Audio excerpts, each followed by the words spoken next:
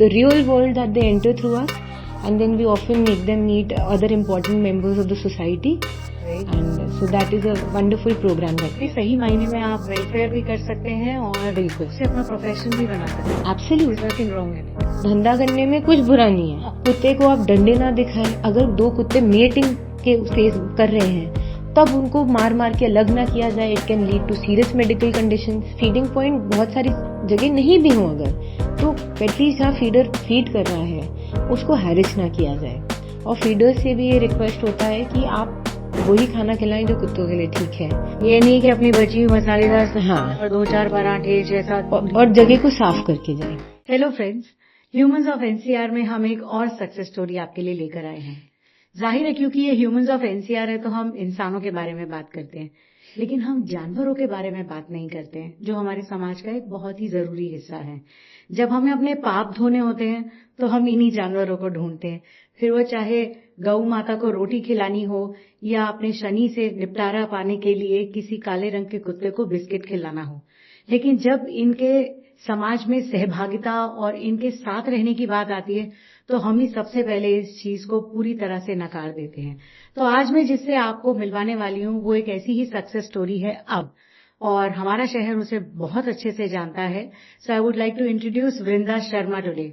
Hello Vrinda, thank you so much for joining us. Thank you so much for having me here today. So Vrinda, सबसे पहले मतलब मुझे ऐसा लगता था कि आप मॉडलिंग के करियर में होंगी. शायद आपको मॉडलिंग में ही होना चाहिए था, पर आप एनिमल वेलफेयर में बहुत जबरदस्त काम कर रही हैं. सो टेल अस कि ये जर्नी कहाँ से शुरू की. सो मैम ये जर्नी एक स्पेसिफिक डे बताना तो मुश्किल है, बट मतलब मैं अपने पेरेंट्स की ओनली चाइल्ड हूँ और बचपन से ही जब से मैं 3-5-4 इयर्स की थी I always had dogs as my friends जो सड़क पे रहते थे. और उस उम्र में डिस्टिंक्शन नहीं होता कि कौन इंसान अपना फैमिली मेंबर है और कौन जानवर हमारा फैमिली मेंबर है. सो एक तरीके से वो हमेशा से मेरी लाइफ का एक बहुत अहम हिस्सा रहे हैं. जो भी मेरे फ्रेंड्स और भाई बहन जैसे स्टेटस में देती थी बचपन में, एंड आई बहुत क्लोजली में उनका पेन और अटैचमेंट और जो उनका प्रोटेक्टिव नेचर होता है फॉर ह्यूमंस वो देखा. एंड आई थिंक धीरे धीरे वो बढ़ता गया to become what it is today. मतलब घर में पेट नहीं थी. मेरे मैम जो घर के बाहर जो सारे वही घर में उनका आना जाना था, और फिर घर में भी पेट्स आने लगे इवेंचुअली जब पेरेंट्स को फाइनली जिद माननी पड़ी. और फिर करके अब फिर हमारे घर के आसपास और थे, उनको खाना खिलाना चालू किया. फिर और बढ़ता गया. फिर एक छोटा शेल्टर था, फिर एक बड़ा शेल्टर बना. तो धीरे धीरे मतलब एज के साथ साथ और उसके साथ साथ बढ़ता जा रहा है. अच्छा, तो पेरेंट्स ने ऑब्जेक्ट नहीं किया कि इतने बाहर मतलब स्ट्रीट डॉग से बीमारी हो जाती है, तुम हमारी ओनली चाइल्ड हो, गर्ल हो. मैम बहुत ऑब्जेक्ट किया, बल्कि मैं फरीदाबाद से हूँ भी नहीं. पहले हम जयपुर में थे और उधर तो और कंजर्वेटिव थोड़ा उस समय मेंटालिटी था. तो बोलते थे शर्मा जी की बेटी सड़क के कुत्तों के पीछे भागती रहती है. बट ऐसा हुआ कि ओनली चाइल्ड हूँ तो पेरेंट्स के पास ऑप्शन भी नहीं है, थोड़ा तो टॉलरेट करना पड़ा. And my parents are also very compassionate people. तो इवेंचुअली उनको वो दिखा जो मुझे दिखता था. एंड बट खैर अभी भी अब वो कह रहे हैं अब एक और कुत्ता आया तो कुत्ता रख लेंगे और मेरे को बाहर निकाल देंगे घर से. अच्छा, तो पहले इन डॉग्स को घर पे रखना शुरू किया, उसके बाद शेल्टर खोला. हाँ जी, मतलब घर पे भी थे, सड़क पे भी थे, और साइमल्टेनियसली जो और घर पे मैं नहीं ला पा रही थी तो उसके लिए एक जगह चाहिए थी जो आज से 5-6 साल पहले फरीदाबाद में इजीली और ऑप्शंस नहीं अवेलेबल थे. तो it was due to a lack of places that I started. हाँ जी. अच्छा, तो पहला शेल्टर या ये बोलें कि पहली ऐसी जगह जहाँ तुम कहीं से भी स्ट्रे डॉग्स को ला के रख सकती थी या ट्रीट कर सकती थी, तो वो कहाँ और कैसे खुला? वो था मैम अराउंड इट्स बीन 5 साल तो हो ही गए जितना मुझे ऊपर से याद है. वो था 21C में, और एक्चुअली मेरे पास 6-7 ऐसे डॉग्स थे जो इंडीज थे जिनको चोट लग गया था. अब उस समय पे इतने ज्यादा ऑप्शंस नहीं थे जैसे आज है. पहले डिस्टिंक्शन भी बहुत होता था कि बोर्डिंग्स वगैरह की एक तो प्राइजेस में पे नहीं कर सकती थी इतने कुत्तों के, और दूसरा कि सड़क के कुत्ते वो फ्लीज लाते हैं, बीमार होते हैं, ये तो उनके लिए कोई जगह ही नहीं थी. तो 2 दिन 3 दिन तक तो मुझे याद है मैं उनको गाड़ी में लेके बैठी रहती थी कि मैं कहाँ ले जाऊं, कोई ले ले, मतलब मैं जितना मैं पैसे दे सकती हूँ वो भी ले ले, रखूं कहाँ इनको मैं। और पपीज को तो और कोई नहीं रखता था बिकॉज एनजीओज में बीमारी लगने का चांस है। तो दैट इज हाउ मैंने अपना जो भी उस एज में रफ कैलकुलेशन किया कि उससे उसी कॉस्ट पे तो I can rent a place. तो उस तरीके से चालू किया एंड इवेंचुअली फिर आते गए नो बोलना थोड़ा नहीं सीख पाई मैं, तो फिर काफी कर करके बढ़ गया और ऐसे। और अब शेल्टर में कितने अपने पास कितने बेबीज हैं या पपीज? अब मैम हम इसको फंक्शन करते हैं primarily as a animal birth control unit. तो उसमें हमारे 3 सेक्शंस हैं। एक तो वो हैं जो सर्जरी के लिए आ रहे हैं और जाएंगे, लगभग एक समय पे वो ऐसे 80 कुत्ते तो होते ही हैं। और फिर कुछ है परमानेंट रेजिडेंट्स, उन दिनों के चले आ रहे जो हमारे साथ रह गए हैं हम, तो जो कभी पैरालाइज थे या ये रिकवरी में टाइम था, तो वो अराउंड हमारे पास 30 है। उसके अलावा हम अपनी जितनी जगह हो पाती है, आईपीडी बोलते हैं, but basically what that means इसकी कोई आपके पास इंजर्ड आया, अंटिल रिकवरी आप रख रहे हैं फिर रिलीज करेंगे। तो ऐसे एट अ टाइम हमारे पास 10 तो होते ही हैं अब। अच्छा। तो आप रफली हम करके चलेंगे तो 140 कुछ शेल्टर के अंदर मिल जाएंगे। हाँ, तो जो आ जा रहे हैं और ऐसे, और फिर बाहर जो कुत्ते हैं उनका हम फीडिंग आज भी हम जंगल वाले एरियाज में और ऐसे एरियाज जहाँ और लोग नहीं हैं उधर हम आज भी थोड़ा कंटिन्यू करते हैं। और खैर अब तो ऐसा है कि अब डिस्टिंक्शन करना मुश्किल है कि कौन से हमारे कुत्ते हैं कौन से सड़क के कुत्ते हैं, तो आते जाते बहुत सारे रहते भी हैं, तो आई थिंक सारे ही अपने तरीके। और जो आपके पास ठीक होने के लिए आते हैं या किसी ने रिपोर्ट किया कि एक्सीडेंट हो गया या इसको कोई बीमारी है तकलीफ है, उनको आप ठीक करके वापस सेम जगह पे हम छोड़ देते हैं, हम रिपोर्टर को इन्फॉर्म करते हैं कि आप अब ले जाइए उसको। ओके। हाँ। तो अगर किसी जगह के लोग ऑब्जेक्ट करते हैं कि अब ये ठीक हो गया लेकिन हम इसको वापस नहीं यहाँ रखने देंगे, आई एम श्योर ऐसा होता हो। बिल्कुल हाँ। क्या करते हो तब? मैम पहले तो होता है कि हम काउंसलिंग करते हैं, तो और 90% लोग काउंसलिंग में मान जाते हैं जब हम उन्हें लॉ समझाते हैं और उन्हें बताते हैं कि सड़क के कुत्तों का जो हम कम्युनिटी सामुदायिक कुत्ते हैं उनका हक है वहीं पे रहने का जहाँ पे वो पैदा हुए हैं, जहाँ पे वो रह रहे हैं। उनके डर से ही समझ आती है लोगों को? कानून के डर से मैम समझ आता है, बाकी वहाँ पे जो केयर गिवर्स या फीडर्स होते हैं अगर वो नहीं होंगे उस जगह मौजूद तो फिर हम कैसे ही लड़ लेंगे उनके हक के लिए। तो वहाँ के जो केयर गिवर्स फीडर्स हैं वो भी अपनी तरफ से अपने पड़ोसियों के अगेंस्ट जब खड़े होते हैं उस एक छोटे एनिमल के हक के लिए, तो वहाँ अपनी मोस्टली प्रॉब्लम्स सॉल्व हो जाती हैं। और कुछ इंस्टेंसेस में जहाँ लोग एकदम ही अनरीजनेबल होते हैं तो हम कुछ गलत तो बोल नहीं रहे, गवर्नमेंट के गाइडलाइंस वगैरह हैं, तो हमारे पास मैकेनिज्म्स भी होते हैं, पुलिस मशीनरी है, नगर निगम है। हो गए ना, लेकिन पहले भी तो एक टाइम था, मतलब एनिमल लॉज के बारे में शायद जागरूकता वैसे नहीं, मैं वैसे एनिमल लवर भी हूँ, पेट पेरेंट भी हूँ, पर मुझे लगता है कि अवेयरनेस या ये कि जिस तरह से अब हम उसे धमकाना कह सकते हैं, लेकिन वो तो पहले नहीं था, ये तो पिछले शायद 3 सालों से 4 सालों से ही हो रहा है। या लॉकडाउन के दौरान बहुत ऐसे अच्छे ऑफिसर्स भी थे हमारे शहर के डीजीपी थे डॉक्टर अर्पित, जिन्होंने एनिमल वेलफेयर के लिए बहुत काम किया और बिल्कुल निडर होकर काम किया। बिल्कुल। तो जब ऐसे लोग सामने आए शायद तब लोगों को थोड़ी समझ आई, लेकिन उससे पहले भी तो आपने बहुत सारे चैलेंजेस फेस किए होंगे ना? मैम तब तो बहुत चैलेंजेस थे भी, लेकिन तब मैं थोड़ा as a more like a feeder operate करी थी अपने एक स्पेसिफिक एरिया में। आज से 5 साल पहले 4 सेक्टर्स में 3 सेक्टर्स में रेस्क्यूज थे तो 10 थे 15 थे, अनगिनत आज की तरह नहीं थे। और उस समय पे जब आप जैसे डॉक्टर अर्पित की हम बात कर रहे हैं तो सर से मेरी मुलाकात भी ऐसी हुई थी कि मुझे खुद बहुत हैरेस किया जा रहा था, तो और मैं बहुत रोते हुए मैं घर भागी, किसी ने बोला नहीं आप डीसीपी से मिलिए। उस समय पे मुझे पता भी नहीं था कि उनका कितना बड़ा ओहदा है, because he was that humble. तो मैं बहुत रोते हुए पहुंची, मतलब सर, और मैं बहुत डरी हुई थी जैसे मैंने कोई क्राइम कर रही हूँ मैं खिला के। And then sir assured me, and तब से मुझे एक भी बार, मतलब इवन दैट अश्योरेंस की हायर अथॉरिटी से आ रहा है कि कोई सुन के आपको बोल रहा है कि हाँ ये लॉज है और हम लॉज को सेफगार्ड करने यहाँ पे हैं, इवन अथॉरिटीज वो हमें अश्योरेंस दे दें, तो उसी में हमारी आधी प्रॉब्लम सॉल्व हो जाती है, क्योंकि लड़ाई तो किसी को करनी नहीं है। और मैं काफी टिमिड थी, मतलब 5-6 इयर्स बैक, अभी भी काफी हूँ, मतलब I never liked arguing with people और कॉन्फ्रंटेशन एकदम पसंद नहीं था। तो उस समय पे जैसे डॉक्टर अर्पित हैं और ऐसे ऑफिसर्स, ये उनके बाद उनकी वाइफ भी आई थी डॉक्टर अंशु सिंगला, तो वो लोग, उनका जो रोल रहा है ना, वो आई थिंक पूरे शहर को एम्पावर कर देते हैं। जो इतने टॉप मोस्ट पोजीशन में एक दो भी एकदम स्ट्रांग और करेक्ट डिसीजंस ले लें, it empowers the entire city and sets an example for the state and the country. Right. मुझे याद है कि हमने लॉकडाउन के दौरान ह्यूमंस ऑफ फरीदाबाद जब किया था, हमने जिसके 100 एपिसोड्स करे, उसमें एक इंटरव्यू डॉक्टर अर्पित का था और एक डॉक्टर अंशु का भी था। और डॉक्टर अर्पित इतनी सीनियर पोस्ट पे होने के बावजूद इतने टिमिड, सॉफ्ट और बहुत ही जेंटल पर्सन, लेकिन इतना अग्रेशन, और उन्होंने बड़े पॉजिटिव तरीके से, असर्टिव तरीके से इस चीज को समझाया, बताया। और वो खुद उस दौरान लगभग 50-60 कुत्तों को खाना खिला रहे थे लॉकडाउन के दौरान। बिल्कुल। एंड वो अपने जो उन्होंने डॉग्स अडॉप्ट किए थे 5 इंडीज, वो अपने साथ उनके घर में आज तक वो ट्रांसफर्स के साथ लेके जाते हैं।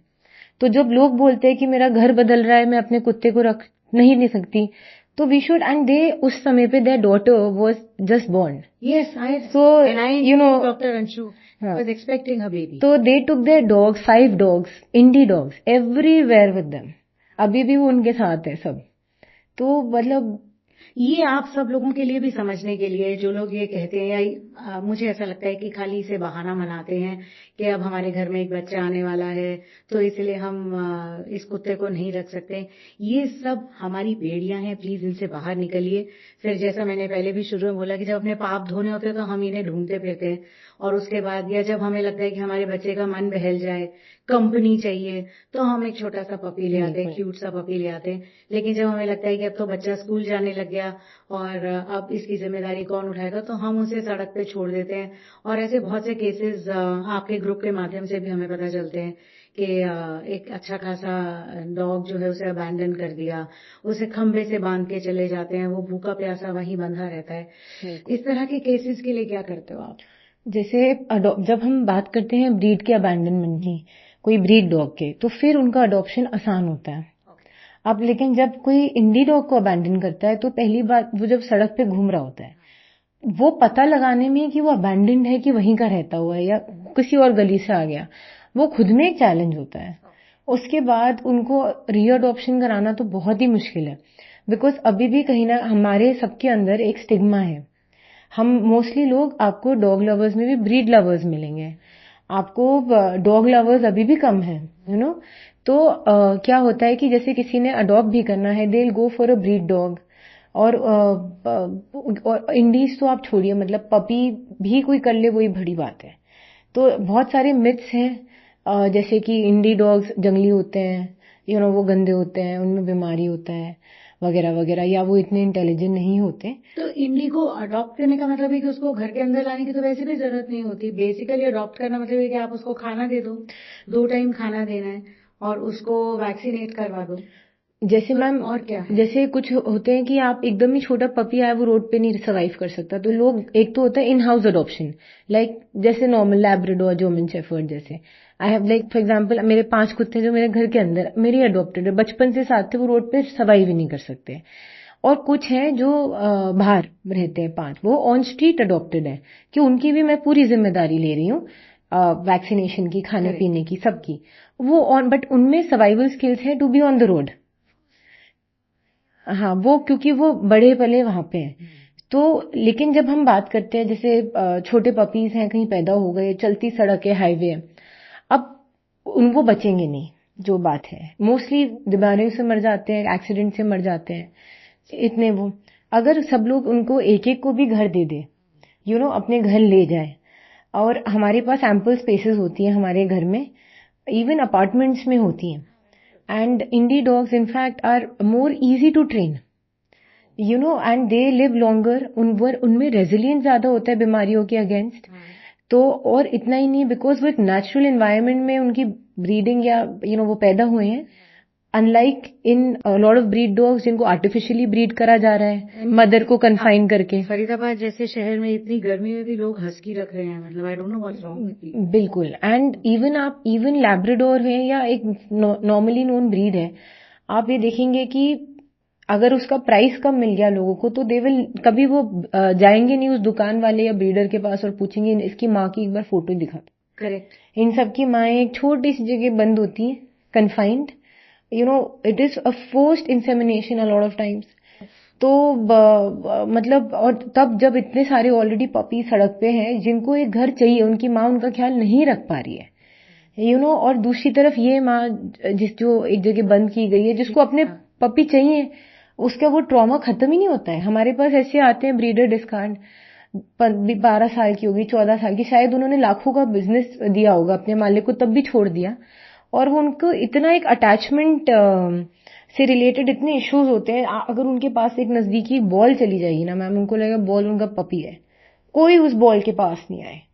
वो इतने टेरिटोरियल हो जाते हैं फॉर दैट, कभी उनको अपना पपी तो मिला नहीं, तो वो ऑब्जेक्ट्स के लिए इतने हो जाते हैं। तो मतलब इट इज पेनफुल टू सी।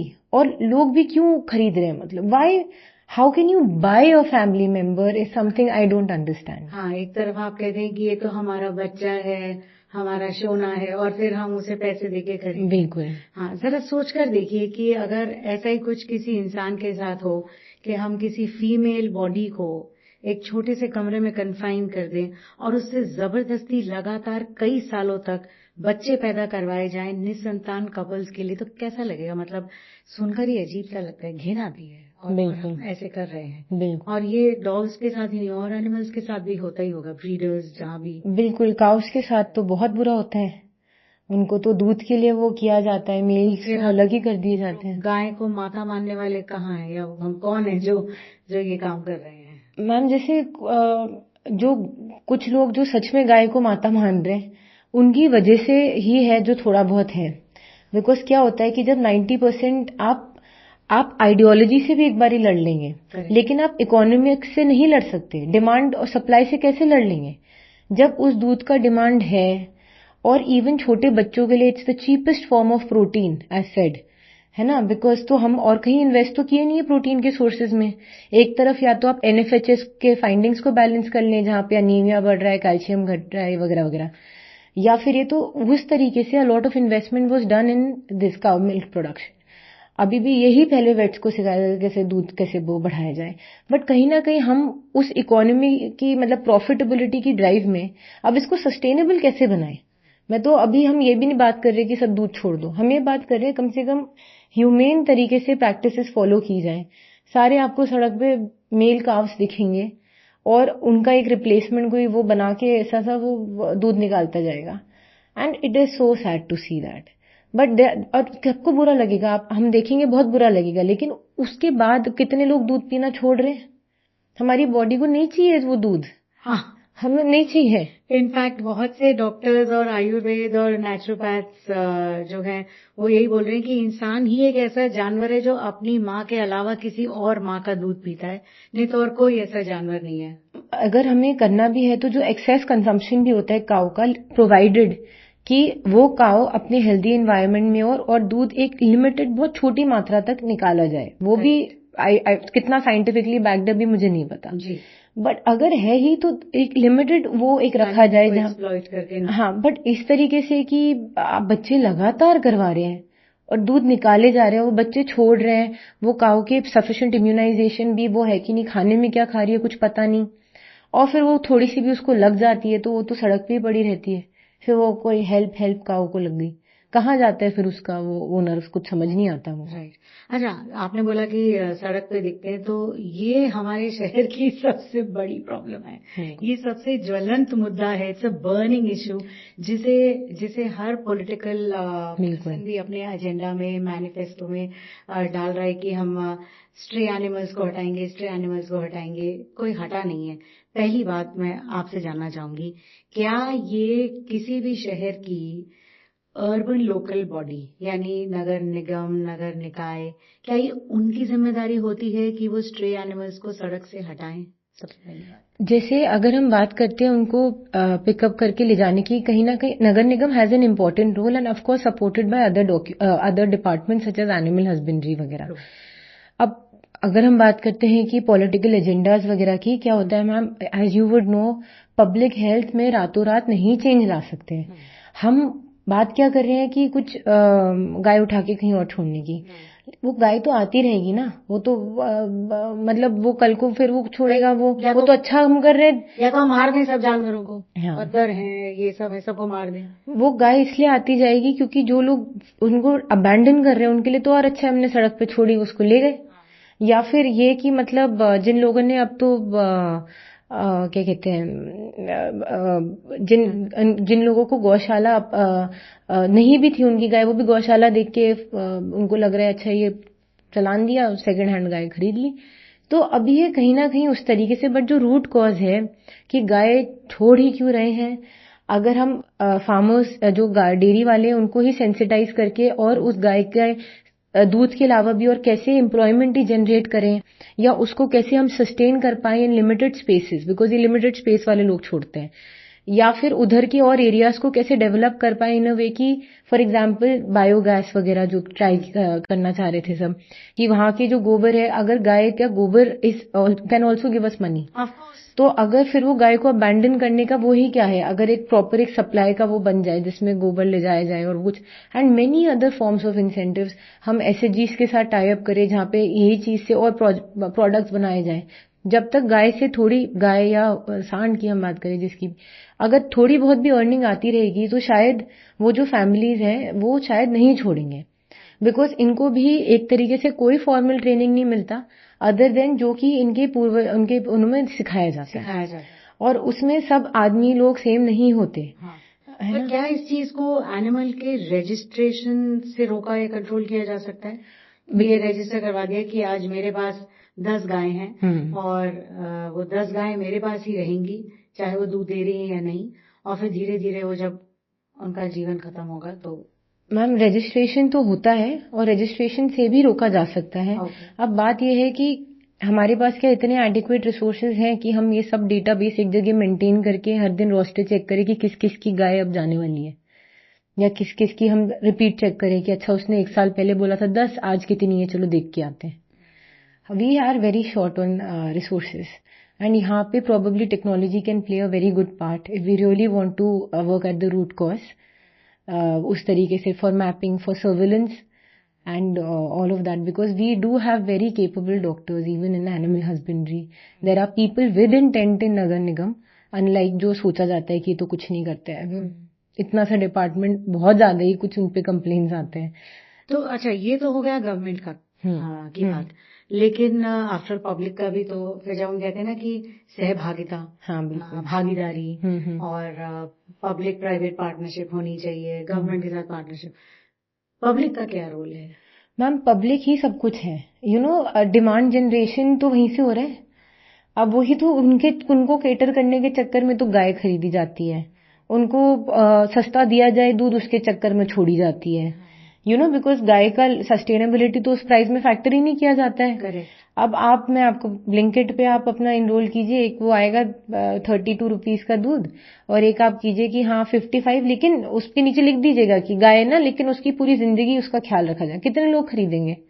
मैं सेक्टर्स में कोई नहीं खरीदेगा, वो अपने कचरे का पैसा नहीं देते हैं जब नहीं देते। तो मतलब it starts with the people. अच्छा, एंड व्हाट अबाउट डॉग्स? जैसे मतलब अनगिनत कंप्लेंट्स आती हैं कि कुत्ते ने हमें काट लिया।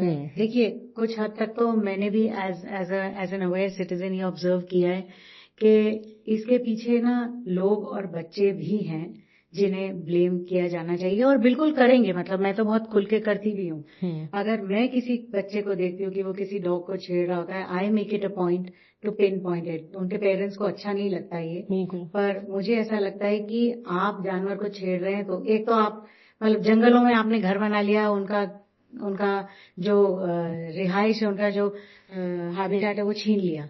दूसरा ये कि आप उन्हीं के ऊपर हमला कर रहे हैं, तो कुछ वजह तो लोग भी होते हैं उनको इरिटेट करने की। मैम जैसे जब हम बात करें कुत्तों की, तो कुत्ते are different animal here all together.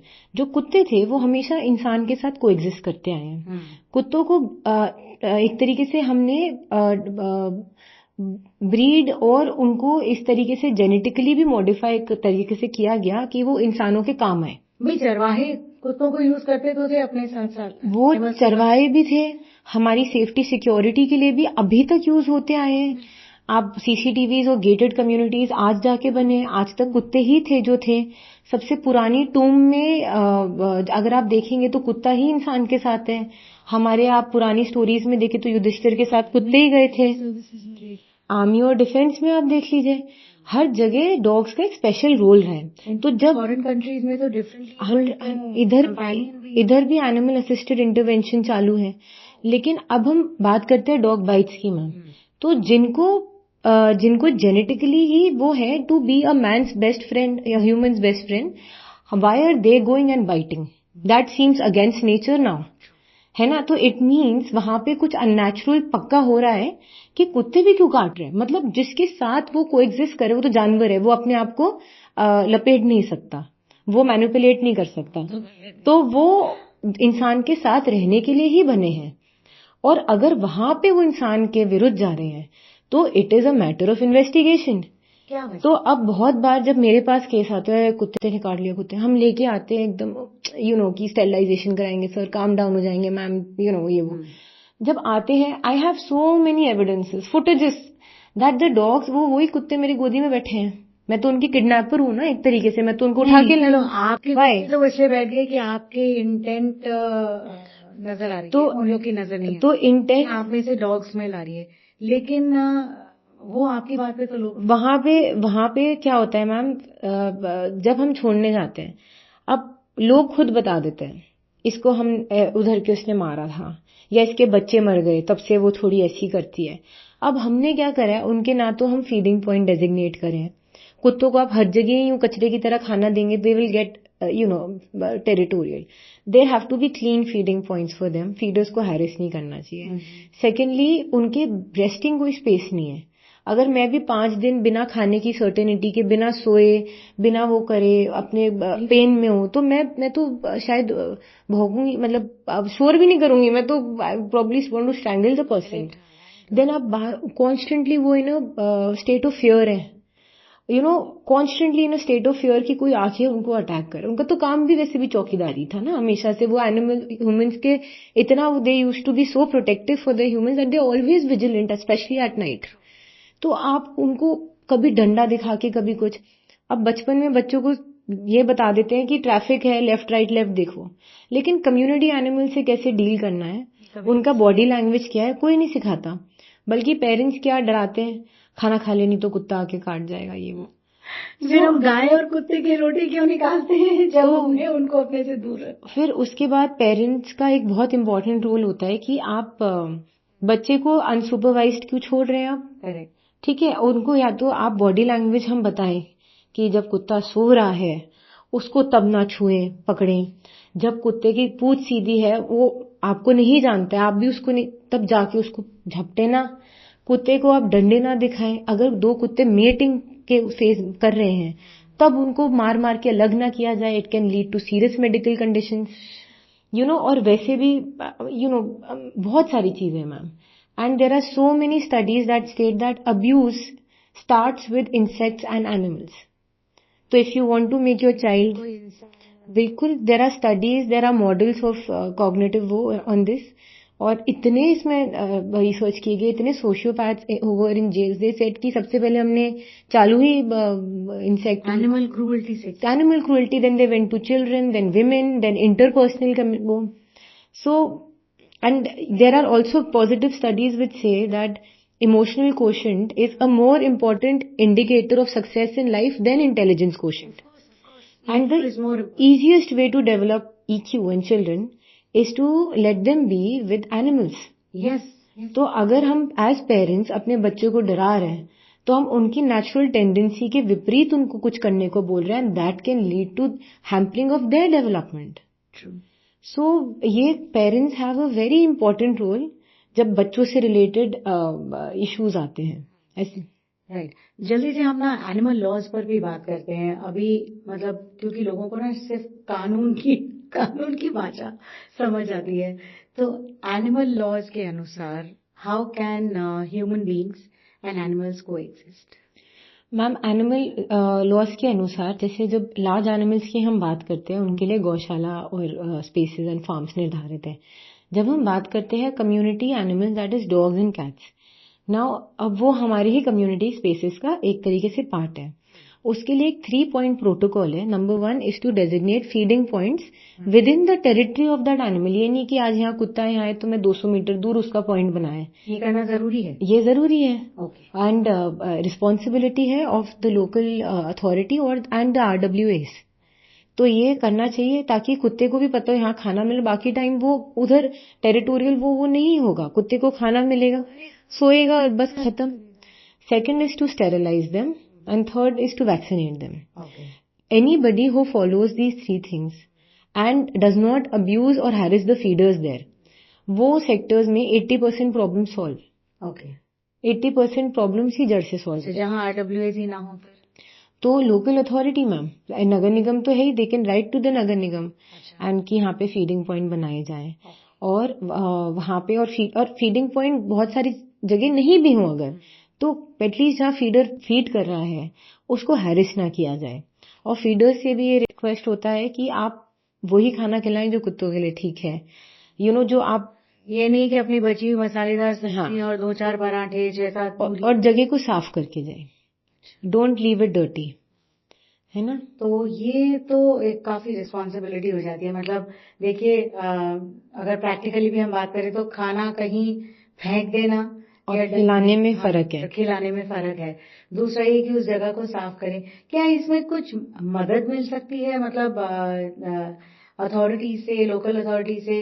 क्योंकि फिर लोग ये बोलते हैं ना कि हम खाना भी खिला रहे हैं और वहां पे साफ सफाई क्यों रखें, या कैसे? साफ सफाई मतलब ये नहीं कि अलग से झाड़ू लगाने आए, but what I mean is कि मान के चलिए उन्होंने एक प्लास्टिक बोल में खाना दिया कुत्ते को, कुत्ते ने खा लिया, वो बोल उठा के ले जाए डस्टबिन में डाल दे, उधर मत छोड़िए। या अखबार दिया, अखबार ले जाके, हाँ अखबार में भी दिया। अगर जैसे अगर कूड़े वाली जगह है तब तो खैर देखिए फर्क 19-20 फर्क नहीं पड़ता, पर जब हम सेक्टर्स की बात करते हैं जहाँ स्वीपर ने नया नया झाड़ू लगाया, तो अगर आप वहां पे खिला रहे हैं और वो न्यूज़पेपर आप छोड़ दिए और उसमें से स्मेल भी आ रही है खाने की, अब गाय भी उसको खा गई, तो एक तरीके से आप वो मत कीजिए, है ना। तो आप उसके आप बोल्स लीजिए, जो कि पेपर से अच्छा बोल्स, वो खा लिया उसको ले जाइए साथ, it will look nice also. Cement bowls place कर दीजिए, तो क्या पता किसी और को भी खिलाना है वो आके वहां पे खिला सकता है, अपना नाम लिख दीजिए। हाँ बिल्कुल, that takes no time ma'am. But ये नहीं है कि फीडर डॉग्स का लिटर भी साफ कर रहे हैं, ये भी कर रहे हैं, वो फीडर्स का नहीं है जिम्मेदारी। स्ट्रे डॉग्स का लिटर तो साफ नहीं करना, एकदम नहीं, वो मतलब वो फीडर्स का जिम्मेदारी नहीं है। Even legally if a dog bytes, stray dog और कम्युनिटी डॉग एज वी से, तो अगर वो बाइट भी करता है तो भी feeders can not be held responsible. Feeder already उसको आधा तो काम डाउन कर रहा है खाना खिला के, अब आप उसको पकड़ भी लेंगे तो कैसे काम चलेगा। हाँ, हमने कई केसेस ऐसे देखे हैं जहाँ फीडर्स को मारना चाहता है लोग, उनको मतलब द मॉब अटैक्स देम, बिल्कुल उनका निकलना मुश्किल कर देते हैं सिर्फ इसलिए कि वो स्ट्रे एनिमल्स को खाना खिला रहे हैं। और बिल्कुल, या तो वहाँ सोसाइटी के अंदर किसी की सीढ़ियों के आगे या तो टॉयलेट कर दिया, कुछ ऐसे इश्यूज पे भी फीडर्स को बहुत चैलेंजेस फेस होते हैं। Ma'am is there any support system for the? Absolutely, the feeders can reach first. अगर मारा पीटी एंड मॉबिंग हो रहा है कि मॉब ही है, फर्स्ट इज नो रीथिंकिंग, आप पुलिस को कॉल करें, है ना, क्योंकि वो दिस इज क्रिमिनल देन। इस उम्मीद में कि पुलिस मदद करेगी। हाँ बिल्कुल। एंड अगर मॉबिंग या मार पिटाई, तो पुलिस गंदे से गंदे में भी उस समय तो रोक देती है। अगर पुलिस को सेंसिटाइज करना नहीं, आपकी कंप्लेंट रजिस्टर हो रही, वो आज भी क्या करते हैं, they write to Maneka Gandhi ji, और दे कैन डू दैट, और they can write directly to us, और they can call us. And feeders का भी, ताकि एक ऐसी अगर जगह है जहाँ पे वो फीडर ही आइसोलेटेड है कि 100 फैमिलीज है, अनरीजनेबल है, इट इज ऑलवेज बेस्ट कि आप अपने आसपास चाहे virtually you find a support circle. जैसे आप फॉर एग्जांपल हम जुड़े हुए हैं व्हाट्सएप ग्रुप पे, तो अगर कल को हमारे ग्रुप मेंबर कोई बोलता है मुझे यहाँ घेर लिया है, I am sure at least 50 people will go और तुरंत उसको सपोर्ट करेगी। कई बार हमें बगल में सपोर्ट नहीं मिलता, बट सोशल मीडिया के बाद वर्चुअली बहुत मिलता है, तो ऐसे उनका पार्ट बनिए। एंड ऑफ कोर्स मतलब जरूरी नहीं कि कभी कुछ कलेश हुआ तो ही हम थाने गए, otherwise also we can just go to our nearest thana and just have a friendly chat with the ASI and the SI, उनको सेंसिटाइज करके आ सकते हैं। ये बहुत ही जबरदस्त आपने सजेशन दिया और मुझे लगता है कि ऐसा होना चाहिए। अगर एनिमल लवर्स का या एनिमल फीडर्स का कहीं कोई ग्रुप है या कोई एक भी है, मुझे ऐसा लगता है, और जो वृंदा ने भी कहा कि अपने लोकल थाने, पुलिस चौकी जो भी है, वहां जाके एक बार थोड़ा सा संपर्क बनाइए, उनको कॉन्फिडेंस में लीजिए, उनकी जानकारी में रखिए कि मैम या सर जो भी हैं या थाना एसएचओ प्रभारी जो भी हैं, कि मैं इस तरह से ये काम करता हूँ या करती हूँ, और आपका भी इसमें आने वाले समय में थोड़ा सा भी अगर सहयोग मुझे मिलता रहेगा तो बहुत अच्छा है। उससे क्या है, थोड़ा आइस ब्रेकिंग हो जाता है। आपने मेनका गांधी जी का जिक्र किया तो इससे मुझे उनका नाम आता है तो पीपल फॉर एनिमल भी नाम आ जाता है, और हम सब जानते हैं कि उनकी ट्रस्ट क्या काम कर रही है, फाउंडेशन क्या काम कर रही है। हमारे शहर में पीएफए कई लोगों के पास रहा, फिर ले लिया गया, और उसको लेके काफी कंफ्यूजन है लोगों में। हमारी ऑडियंसेस को बताइए कि इस वक्त पीएफए के ऑथराइज्ड सेंटर या कौन है? अक्टूबर 2023 से पीएफए का official and the only authorized unit हमारे पास ही है, in the sense that I am honoured to be Mrs Gandhi's representative in Faridabad. So all the people who write to her, a lot of those cases come to us. A lot of those cases ma'am handles herself because she does not want to disturb us with every other case. She's amazing like that. But बहुत सारे हमारे पास भी आते हैं. Basically उनका उस unit का head होना means that we get to share the load of the numerous cases जो मैम के पास आ रहे हैं. थोड़े बहुत हम भी हैंडल करने का ट्राई करते हैं, थोड़े बहुत, एंड मैम अपने ही उधर दिल्ली ऑफिस से ही उनके लॉयर्स वगैरह ऑलरेडी टैकल कर लेते हैं. So and that is what it basically means. एक प्रॉब्लम है और एक वर्ड जो मैं हम उस व्हाट्सएप ग्रुप में बहुत सारी कॉल्स जो आपको भी आती हैं और कई एनिमल सपोर्टर्स को आती हैं, बहुत ही भद्दी कॉल्स आती हैं. मैं आप से ये कह भी नहीं सकती कि उस कॉल्स में लोग किस तरह की गंदी अभद्र बातें और कंप्लीटली अनकूथ बिहेवियर जो सुनने को मिलता है, गंदी गंदी गालियां देना और इस तरह की चीजें. तो ये जो कॉल्स आपके पास आती हैं और वो लोग ऐसे बिहेव करते हैं, तो इनके अगेंस्ट क्या एक्शन लिया जाता है?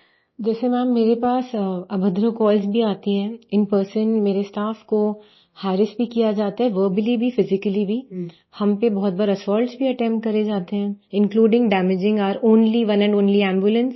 कुछ केसेस जहां औरतों ने मतलब सोसाइटीज में और सेक्टर्स में आपके मेल स्टाफ के साथ बदतमीजी की है, छीना झपटी की है. मैंने खुद देखे हैं वो वीडियोस, और ऑफ कैमरास वो लोग सब एडमिट करते हैं कि हम इनकी चाबी निकाल के ले गए और इनको धक्का मुक्की गई. लेकिन मैंने देखा है कि वो मेल स्टाफ कुछ भी नहीं कह पाता, क्योंकि अगर वो कहेंगे तो उन पे उल्टे सीधे इल्जाम लग जाएंगे. बिल्कुल मैम. इन चीजों को कैसे हैंडल करते हैं? मैम जैसे आज जब भी हमारा स्टाफ पिकअप के लिए जाता है, हमारे पास खैर गाड़ी में डैश कैम भी अभी रिसेंटली तक लगा था, जब फाइनली किसी ने उसको भी निकाल दिया. बट क्या होता है, I always send a volunteer there, ताकि हम वीडियोग्राफ कर सकें पूरा incident from pickup to from the entire process of pickup, और इवन जब ड्रॉप होता है. जहां मुझे लगता है कि दिक्कत आ सकती है, वहां I also specially request female volunteers to be there. तो एक पर्सन अदर देन हमारे catching team are volunteers who are not getting paid for this, but just because they they want to be a part of it. तो वो, और पहली चीज मैं उनसे बोलती हूँ, कुत्ते तो आ जाए, स्टाफ का ख्याल रखना. तो इस तरीके की कॉल्स होती है जहाँ एनिमल हेटर्स भी, अब जब आप नगर निगम के बिहाफ पे जाते हैं, एनिमल हेटर भी आपके पीछे लग जाते हैं, एनिमल लवर्स भी.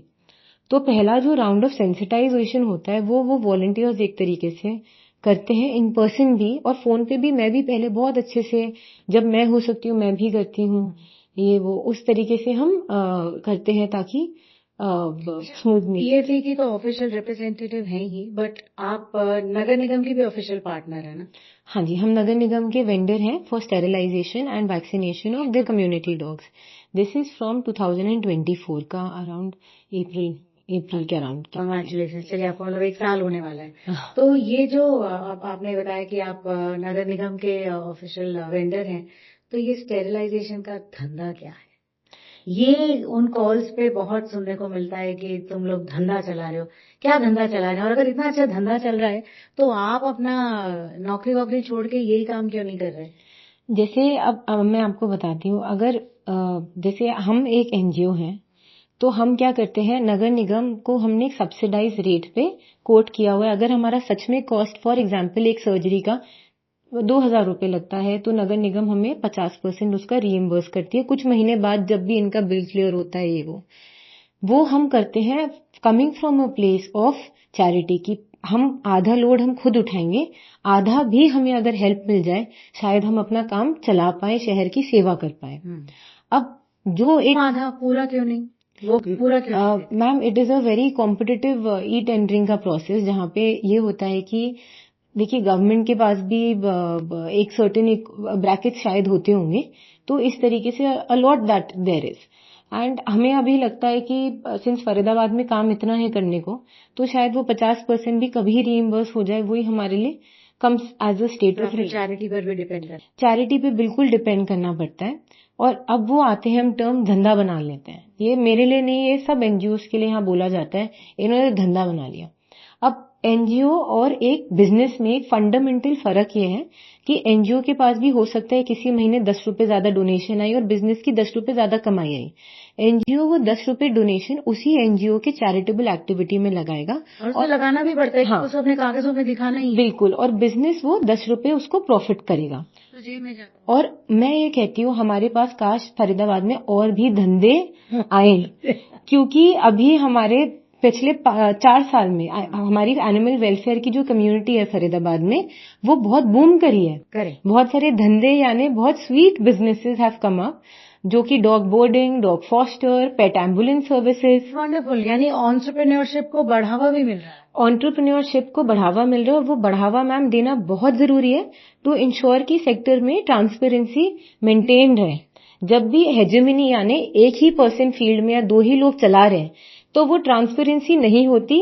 रेट्स फिक्स्ड, अपने हिसाब से वो रेट डिसाइड करते हैं, और उनके अलावा किसी की सुनी नहीं जाती। गवर्नमेंट में भी वही है, इधर भी वही है, उधर भी वही है।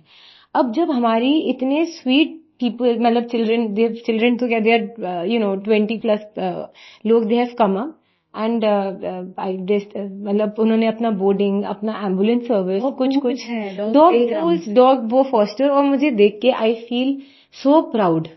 मतलब amid all the bad things that happened to us personally, when I look at this new set of people who've come forth, और बहुत अच्छे धंधे उन्होंने चालू किए, वो देख के मुझे बहुत अच्छा लगता है। मुझे लगता है अब कुछ सही हो रहा है।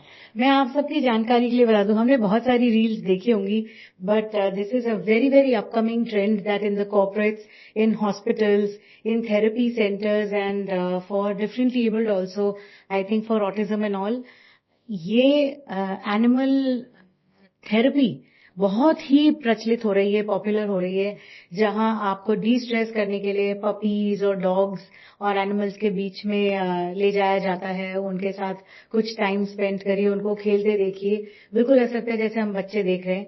तो बच्चों के चेहरे पर तो मुस्कान ला ही रहे हैं हम, लेकिन एक इस तरह की थेरेपी और इस तरह की अगर जगहें कुछ बन जाए तो I think they are wonderful. Ma'am, it will be wonderful, क्योंकि अभी हमारे पास बहुत सारा वेस्टेड पोटेंशियल है ऑफ आवर कम्युनिटी एनिमल्स। साथ ही हमारे पास, हम एक तरफ हम बोलते हैं कि अनएम्प्लॉयमेंट है, दूसरी तरफ ये इंडस्ट्री बहुत अच्छा एम्प्लॉयमेंट दे सकती है। So many psychologist, behaviourist, assessment बनाने वाले therapist, all of them can be hired and brought into this. So many dog behaviourist. तो ये एक इंडस्ट्री हमारी अनटैप्ड है, और जो कि बढ़ रही है with very very positive results. और क्योंकि जो हमारा नेचुरल इंक्लिनेशन है ऑफ बीइंग विद नेचर, उसमें वो टैप इन करती है। और हमारे जो कम्युनिटी एनिमल्स हैं, वो आर जस्ट टू इंटेलिजेंट।